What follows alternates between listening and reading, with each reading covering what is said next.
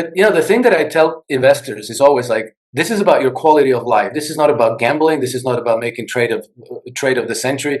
This is about your quality of life, and it should occupy 20 or 30 minutes of your day, no longer. You shouldn't be staring at the price charts. You shouldn't be staring at these things ticking up and down. You should just place your trades once a day and shut the whole thing down and not even worry about it, and watch your gains accrue over very long periods of time.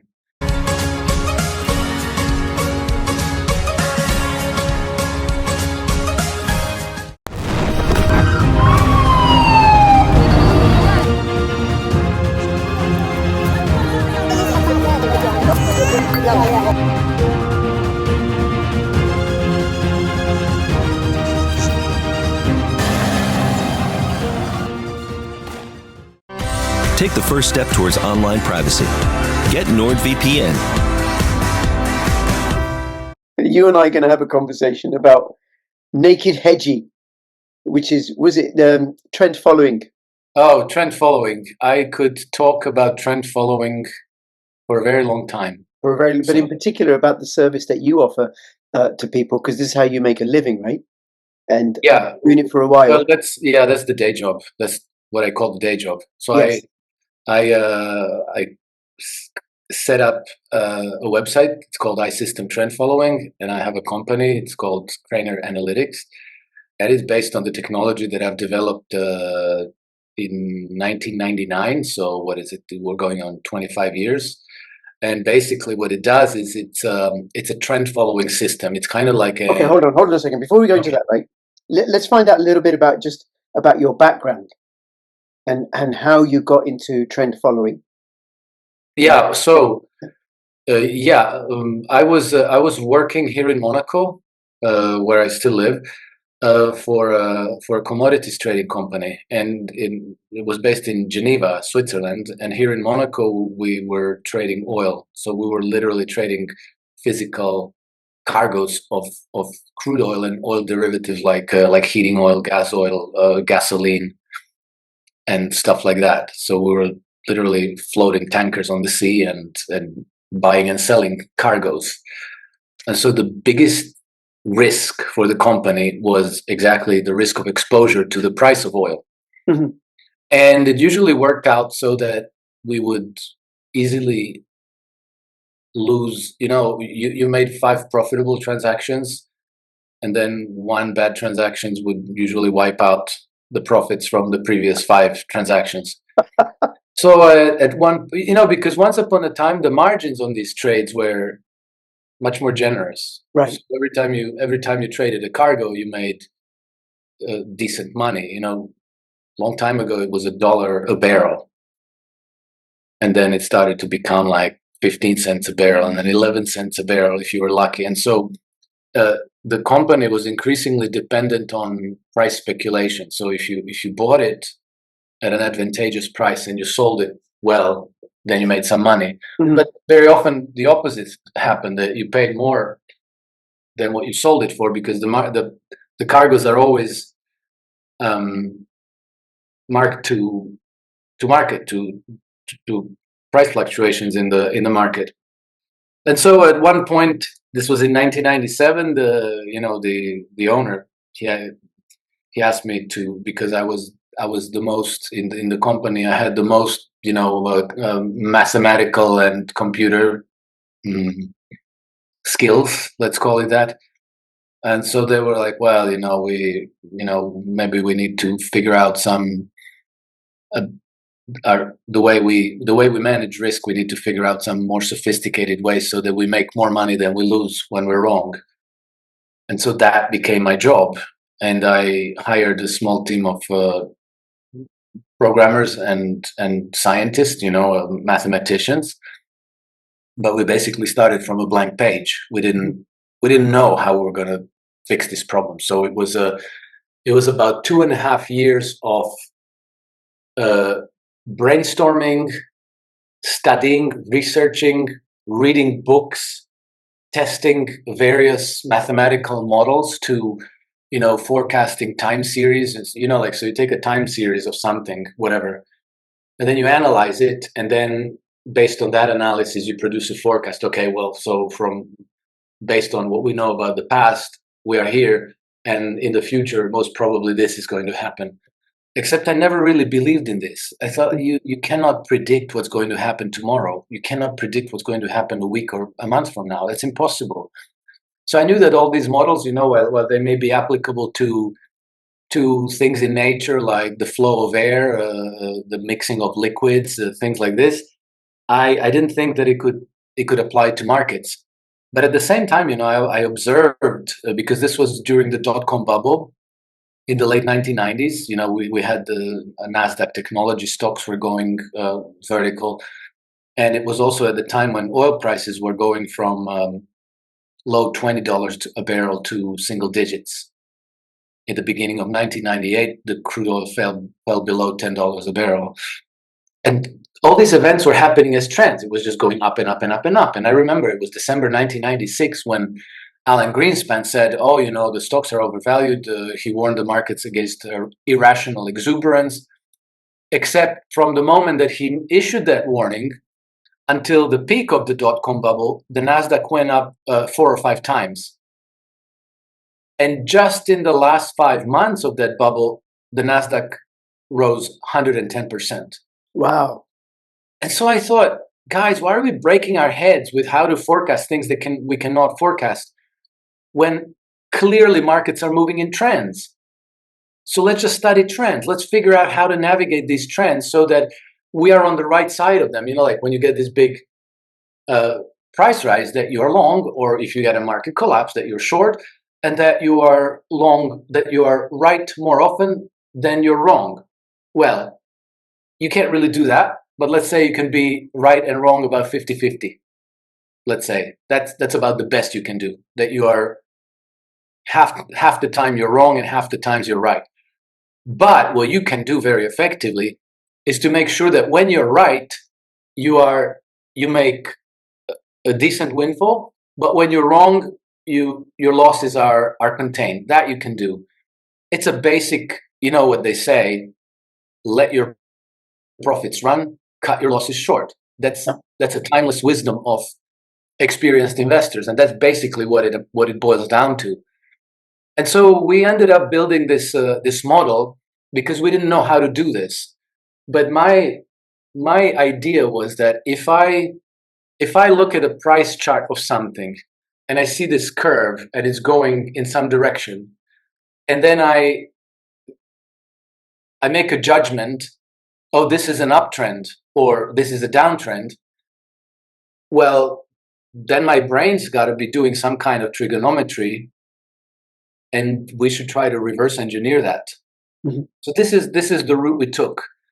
And so we looked at price charts of stuff and we said, okay, what makes me think that this is an uptrend or that this is a downtrend? What am I looking at?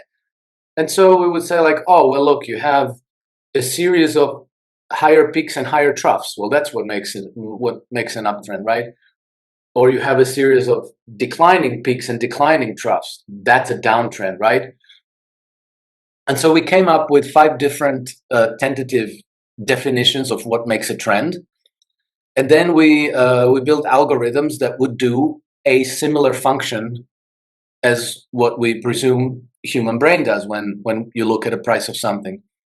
And then we put all these algorithms to work at the same time, and each one then produces some output. Let's say one of them says it's an uptrend, the other one says I don't know, the third one says yeah, it's an uptrend, the second one says it's a downtrend. And then you put an executive process, like a chairman of the board, right, who collects these experts' opinions at all times, weighs them, because I don't know, one of them is super highly competent, the other one is so-so, and then he weighs them, right? And then every day, like that, you have a numerically exact evaluation of what the trend is. And the trend basically spans a confidence range, right? Because when you look at something, it's seldom that you say like, okay, I'm 100% sure that this is an uptrend. You might say, well, you're going to think that when the market is at the top, right? Like today, the S&P 500 and the Nasdaq are trading very near to their all-time highs.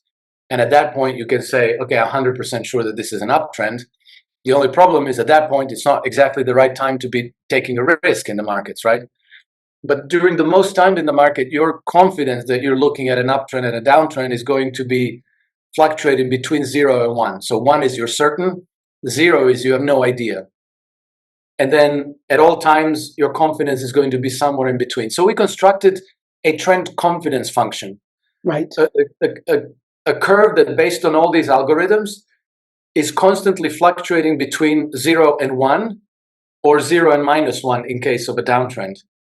And then once we had that confidence function, and it looked like what we wanted it to look like, it looked like it resembles human judgment. Mm-hmm. Then at that point, we could say, like, okay, so what threshold of confidence would justify taking a risk here? Because, as I mentioned, you can't wait until you're 100% certain to start buying into an uptrend, because maybe most of the trend is behind. So maybe it's too late. So what is it? Is it 50%? Is it 70%?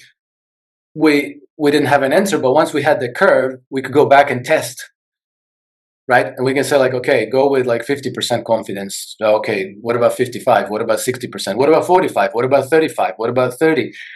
And, we came to the realization that most of the time it's about 35%. So when the trend function goes above 35% in an uptrend, or minus 35% in a downtrend, that is the time when you take a risk. Right.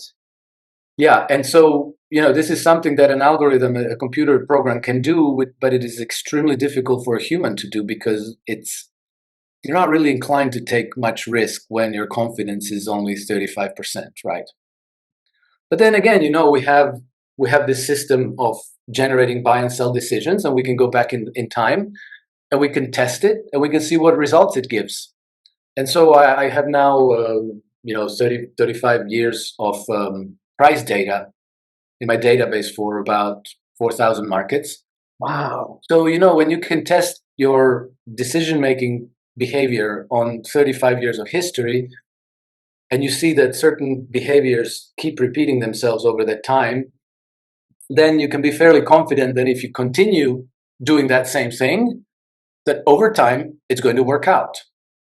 Yes. And it does. It really does. The only question is, it's the only article of faith here is that we started on the premise that markets move in trends. And there are people who reject that premise. They say, like, no, markets fluctuate randomly. Okay, whatever. So that's an article of faith. I believe that markets do move in trends, and I think that for any person with common sense, it's enough to look at a bunch of price charts of things to see that markets indeed move in trends.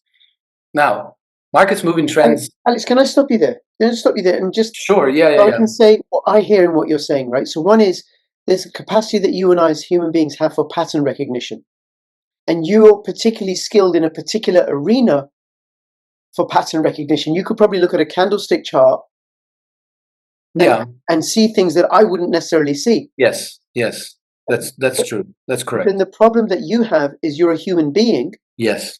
And then you have emotions like fear and greed. Like, I can read a chart. I don't trade. I don't trust myself here, right?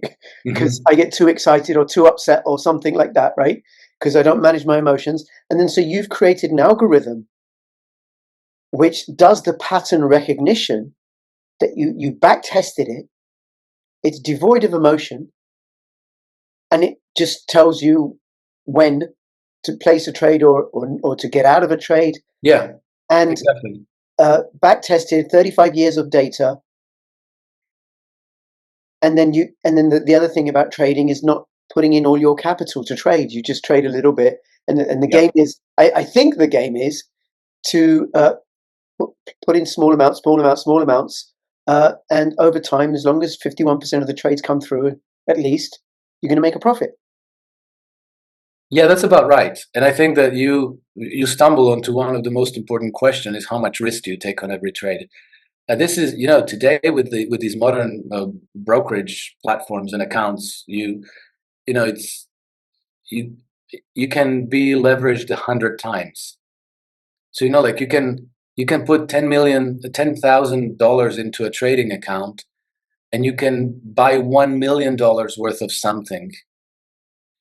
And so I think that where people make mistakes is that they go too aggressive. They say like, oh, for sure this is going to go up higher, and they think like, oh, I'm going to make a bunch of money here, and so they get leveraged up to the eyeballs, and then that time when you're wrong, you're going to sustain very difficult, very, very heavy losses, and it's often very difficult to bounce back from those losses. So vast majority of people, we're talking about probably on the order of 80%, give or take, end up losing money when they do this. Yeah. But it's not, it's not inevitable. You just have to, what I advise people to do is to target returns that should be in the high teens and low 20s, right? So if you target 20% per annum returns, that's fantastic. That is what the best of professional investors try to generate per annum. And over longer periods of times, the best of the best of the best will be around 15, 16, 70% after fees. So, but the problem is that when you start trading, and you can leverage as much as you like almost, and you easily see your account value go up 5% a day, and you think like, wow, like I should be able to double my money here easily. But the likelihood of you doubling your money is very close to zero. So, people shouldn't try to do that. People should really try to aim for high teens, low 20s. And for anybody who's starting out, what I would advise is start trading really, really small. Mm. Start trading so that your daily profit and losses is something that you barely even notice, like very small positions, just to get the feeling of it, just to get, to see how it goes. And then as you get more comfortable, maybe you can add risk. But it's like if you had a motorbike, the faster you go, the more likely you are to get hurt. And like with investing, it's not gambling. You should be looking to build up your wealth for life. This is not doubling your money in a year. This is not making a trade of the century this week. This is about taking what you have. Yeah. You should think of it as a seedling. Take what you have, cultivate it, and if it grows by 15 or 20% per annum, that compounds. And that seedling at one point is going to become a tree, and it's going to become strong and stable and robust. And at one point, that tree is going to be big enough that it's going to give you, a crop and a dividend without you having to sacrifice the tree itself. Yes. So I think, and how much does it take to go from a seedling to a tree that gives a crop every season? For anybody who's done a little bit of agriculture, it's about 6-7 years. And so you should be prepared to, if you're going to manage your investments, and I'm afraid that we all are kind of obliged to do that because our money is evaporating, right? Inflation is eating it away. Then I think you have to be prepared to do this for a long time. And that means that you have to keep your risks low so that when you get it wrong, the losses don't keep you up at night. And then the losses don't scare you into some desperate gambit to try to recover. And you just have to wait and give it time for your portfolio to grow large enough that you have maybe even a comfortable source of income or dividends, or a comfortable supplement to your income. And that also, just to add a few things, you stay in the game, and the thing that you're saying implicitly, not explicitly, is don't put in any more than you can afford to lose. Exactly. Yeah. Slowly it builds and builds and builds and builds. Yeah. Keeps you in the game, but it's got to be responsible I suppose, Alex, it's a little bit like being a father. I got to cultivate my children and nurture them and take care of them and take care of them. They're not going to be strapping adults instantly. Yeah. Well, actually, I really think that this whole business of trend following, the strategy itself, is actually a fantastic school of life, because Mm, it's just as you say, it's applicable to so many different things, to raising children, to developing a business, to developing yourself as a human being. mm, It's you can't move away from the status quo without taking any risk. yes, So if you're going to change your condition, you have to take a risk of some sort, and you have to take that risk when you're convinced that it's worthwhile. But you will also find that many times, even when you're super convinced that you're doing the right thing, it's not going to work out correctly. It's not going to work out the way you expect it to. So you're going to have moments when risk taking is going to go wrong. So then you have to learn that, okay, so this is part of life. This happens. It's not exceptional. It's systematic. Okay, then I have to make sure that when I do take a risk, my risk is properly sized. So if it goes bad, that I didn't eliminate myself from the game, that I didn't, it's got to destroy be it's got to be a calculated risk, and then there's something else that you're demonstrating, which I know as a social worker is the key to success in life: impulse control. yes, The marshmallow experiment, right? So then what you're talking about is how the service that you provide and the way that you work and you encourage and support others to trade through trend following is impulse control. So all the way restraining impulses for yes, recklessness and folly, exactly. And and this is really, really carefully. and this is what brings me back to the model that we developed, Yeah, because I from the get go, I was kind of afraid of this. I was afraid of all this. I was how do you call it? I knew enough, through research, through reading, to know that there were many of those traders who were, these larger than life geniuses that people looked up to. mhm. Like Leon. Jesse Livermore, Warren Buffett. Well, no, Warren Buffett is not a good example, actually. Right. He's been successful for a very long time, but like you had people like Jesse Livermore, like the guy who crashed Barings Bank, Leeson. Michael Berry. No, Leeson. Oh, He's no. I can't remember his first name now. Nick Leeson. Nick Right. Leeson. Like these geniuses, who for several years had the world dazzled with their genius, with their ability to make millions and billions of dollars trading, and then they ended up crashing into a pile of ashes, lose everything. Nick Leeson destroyed Barings Bank single-handedly. Wow. There's a lot of these people. Bill Huang, just a couple of years ago, he was managing $20 billion of his own. He was a billionaire. He made immense amounts of money investing, and then he managed to lose the whole $20 billion in the space of 2 days, all of it.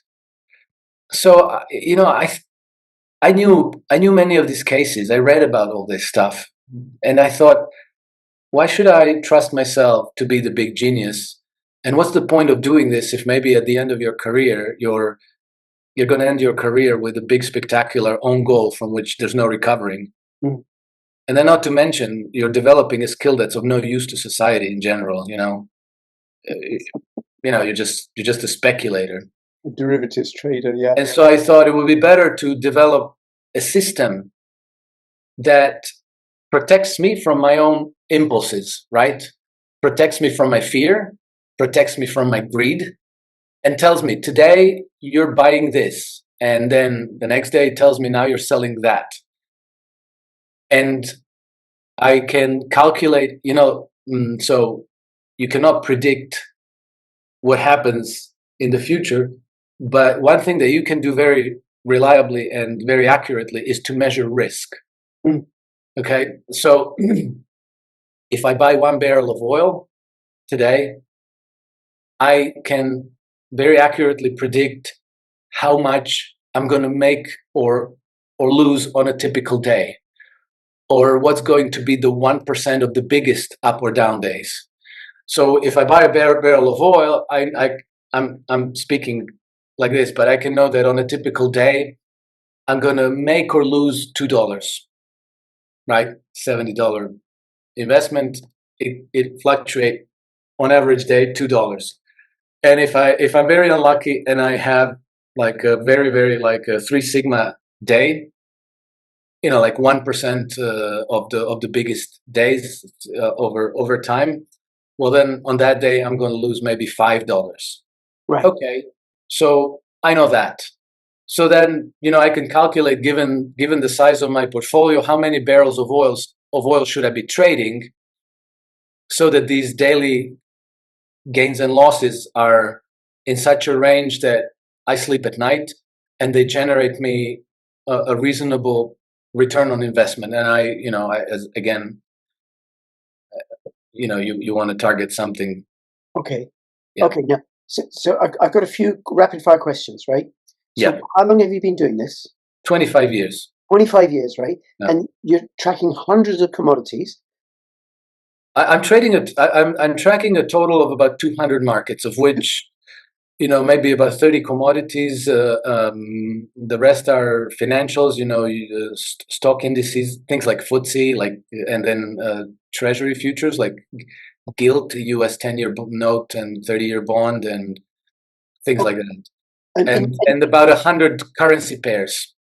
Okay, and then you put in the algorithms would use technical analysis, but do you do any fundamental analysis as well? No. Okay, so it's all technical analysis. It's all technical analysis. Fundamental analysis I don't use because it's not, let's say that we've tested a lot of things to check whether it adds value. And we really couldn't figure out a way to make fundamental analysis add value. Right. And then, anyway, fundamental analysis, I think, shows up in the candlestick charts anyway, eventually. Well, the premise of what goes on into those charts is that everything that is known to all the market participants, and to the extent that it's relevant to this market, is already reflected in the price. Yep. Yep. And so, And then if I wanted to use your service, what is it? I'd sign up and then I give you money or something. Oh, okay. So I have a daily newsletter with which I communicate these buy and sell decisions for subscribers. So what you would do is you would subscribe to the newsletter. But the problem is that my newsletter is a little bit pricey because I kind of do it the pedestrian way, and I can't handle a very large volume of subscribers. So I've resisted so Alex, far. Let me put that another way, right? It's an no, because I'm going to make a point that I exclusive might. Premium service currently. Yeah, it's a premium service, but it's it's a premium service because I can't handle volume. But I've decided that I've been writing on Substack now for 2 years. Right. And Substack has grown leaps and bounds, and they've developed certain things that I think are solving some of these problems for me. And so what I'm going to do, maybe starting already Monday, maybe starting now at the beginning of October 2024, I'm going to launch a Substack newsletter. Mm-hmm. And because Substack is taking care of all the subscriptions, payments, and all of this, I'm going to be able to lower the price very considerably. Right. Okay. So I'm gonna launch I think a newsletter covering about 20 markets, more or less. S&P 500, Nasdaq, FTSE, DAX, dollar yen, dollar euro, gold, silver, a couple of things like that. Mm-hmm. And it's going to be 5 trend following strategies per market. And those 5 trend following strategies per market are going to be generating the buy and sell decisions. And I'll see how it works with Substack. And if that works, then that's going to be a considerably cheaper way to subscribe to my service. Right. And just to be clear, you don't hold anybody's money. You're not investing for anyone. If I were a subscriber, you'd send No, me. you would have to do that for yourself. I then place the buy and sell order. Yeah, you would have to have your own brokerage account or whatever, and you would manage those trades yourself. And then what sort of time frame are your trades normally? Days, weeks, months? Okay, so generally the system we developed can accommodate short cycle trends, long cycle trends, and anything in between. So what's a short cycle? Okay, so let's say the short cycle trend is something that might switch from long to short every couple of weeks. Right. Now, long cycle trends might stay on one side of the market in a long position for many months, maybe sometimes even a year or two or three. Okay. Yeah, but based on 25 years of experience and literally millions of these backtest simulations, I can categorically say that the strategies that work best and that are most reliable are long cycle strategies. But those are also the ones that test people's patience the most, because they are let's say you're following a nice trend and it's going up and up and up and up, and you're very, very happy because you made money. Yeah. But then that trend is going to reverse at some point. And so a short cycle strategy will throw you out of that trade much, much closer to the top, and might even throw you into a short trade.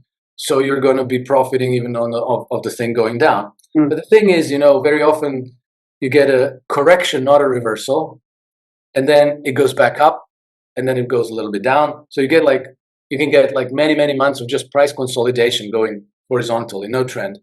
So these short cycle strategies, what they do is they'll go short, and then when the price goes back up, then they go long, and then they go short, and then they go long, and they always trail the price. So they end up making a lot of these small losses along the way. So for the whole duration of this price consolidation period, these strategies will actually get negative performance. Whereas a long cycle strategy will not budge just because market corrected, 5% or 10% or even, 15%. It'll still keep you long, and it will avoid getting chopped up, in these horizontal periods. So over long periods of time, these strategies tend to perform best. But that means that you have to sit there and you have to be content to watch, nothing happen, watch paint dry.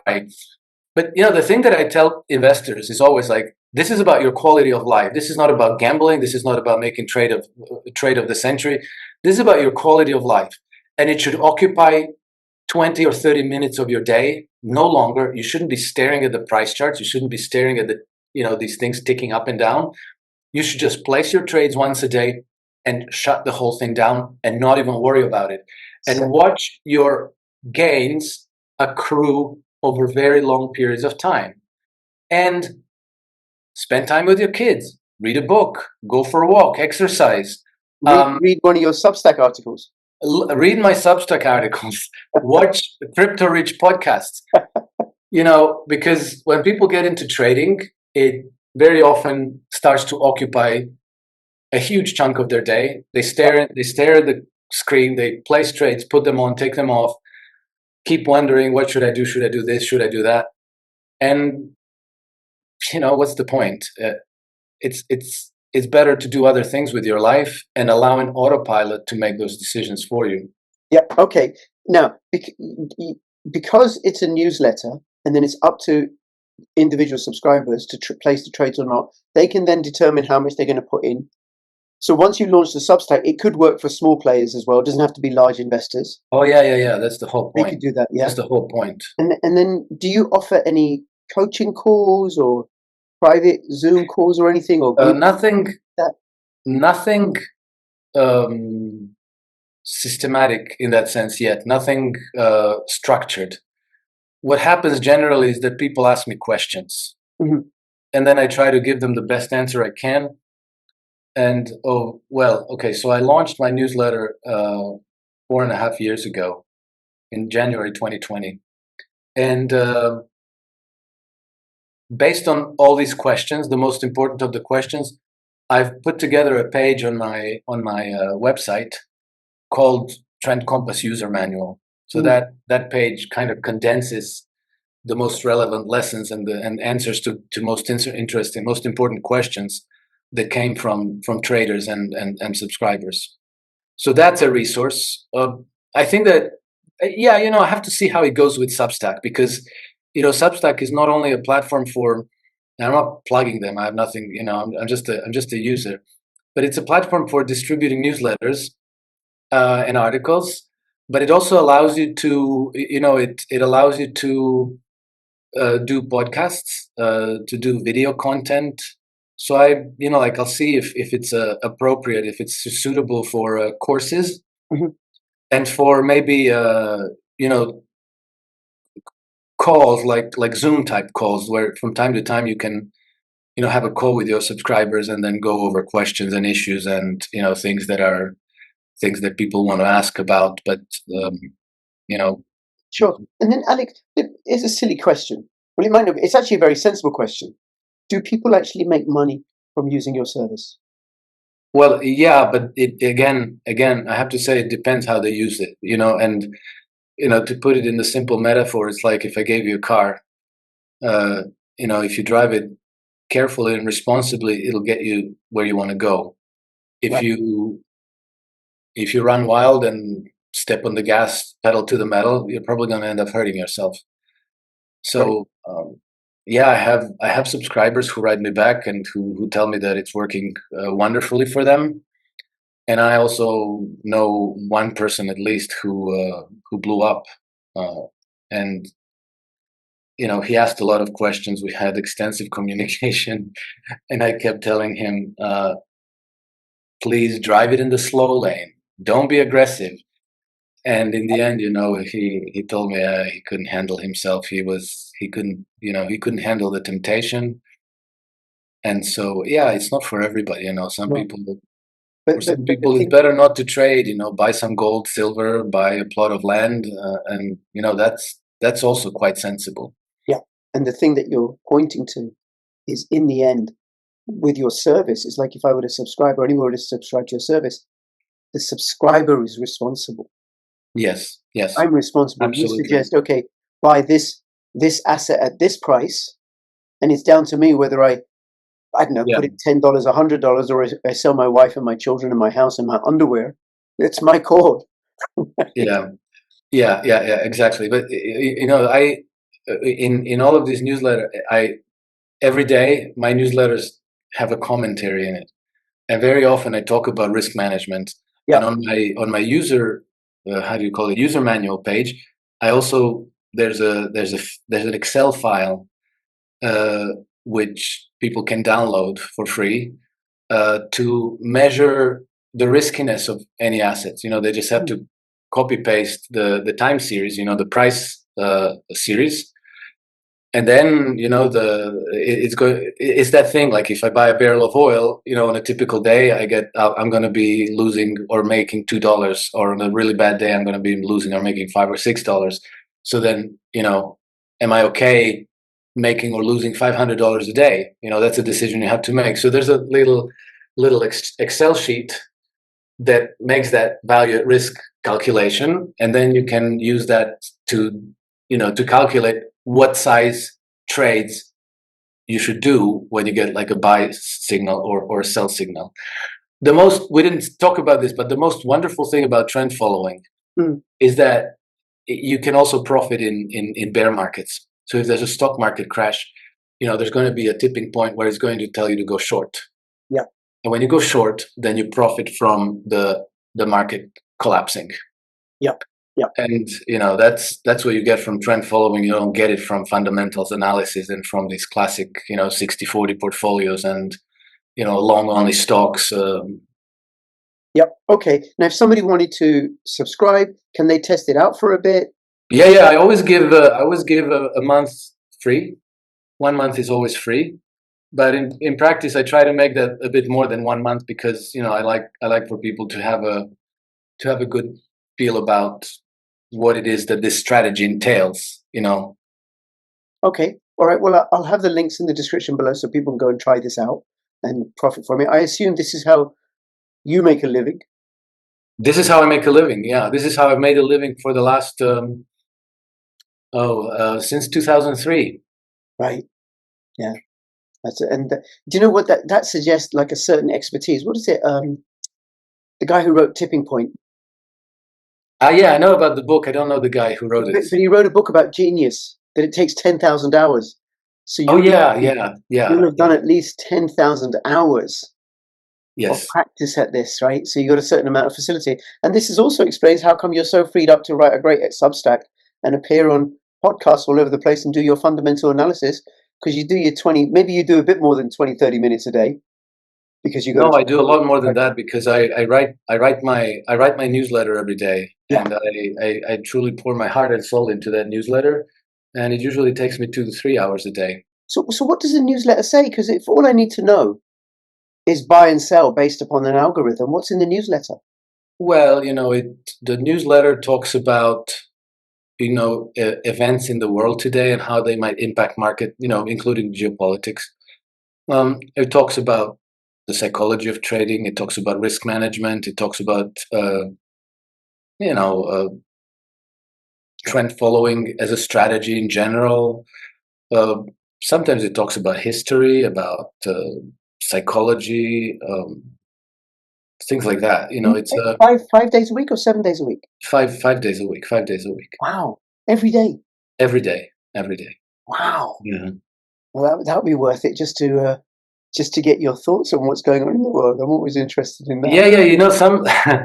Some subscribers tell me like, oh yeah, like I can't use the signals because I don't want to trade like this, but I love the commentary. Where can I read your stuff without having to pay for the signals? And that's kind of how my Substack newsletter started out. But I write, I publish a few articles a month on Substack. But those are free. There's no paywall. Nothing is behind the paywall. So that one is for free. And then I'm gonna really, over the next couple of days, I'm gonna add a publication which is going to be with the signals, but it's going to be a fraction of what my subscription rates are now. Very good, very good. Alex, anything else you want to let us know or let people know? Oh, yeah, everything, but we don't have time. We don't have time. That'll be another video, right? Because and you and I are going to have another conversation about Bitcoin and cryptocurrencies.